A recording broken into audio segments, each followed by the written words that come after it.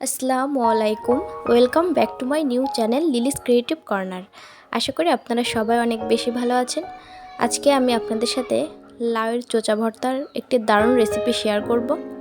আপনারা যারা লাউ খেতে পছন্দ করেন তারা চোচা কেন ফেলে দিবেন, এভাবে ভর্তা করলে খুব মজা হবে।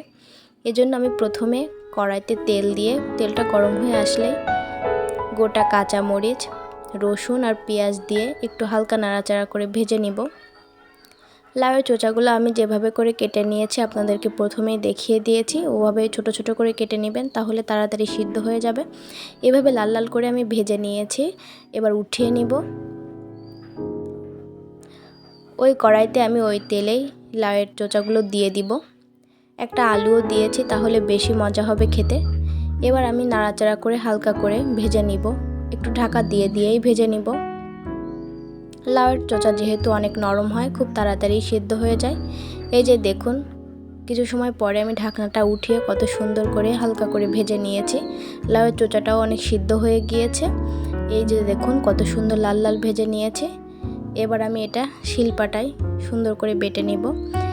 এই পর্যায়ে আমি যে ভেজে রেখেছিলাম পেঁয়াজ কাঁচামরিচগুলো, ওইগুলো দিয়ে দিব। তারপরে আমি সুন্দর করে এটা মিহি করে বেটে নেব।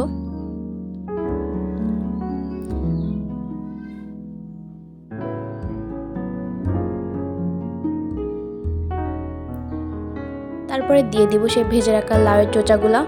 এভাবে করে ভর্তা আপনারা শিলপাটায় বেটে করলে খুবই মজা হয়। শিলপাটার ভর্তা আসলে অনেক মজা হয়, আপনারা অবশ্যই বাসায় একদিন করে দেখবেন। লাউয়ের চোচা ভর্তা যে এত মজা আপনারা না করলে বুঝতেই পারবেন না। এই যে সুন্দর করে মিহি করে আমি বেটে নিয়েছি। এবারে সুন্দর করে শিলপাটা থেকে এগুলো হাত দিয়ে এভাবে এক জায়গায় করে নেব।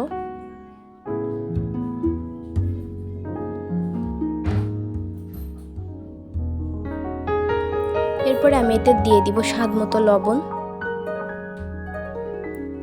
আর একটু সরিষার তেল দিয়ে দিব। সরিষার তেল না হলে তো ভর্তা মজাই হয় না।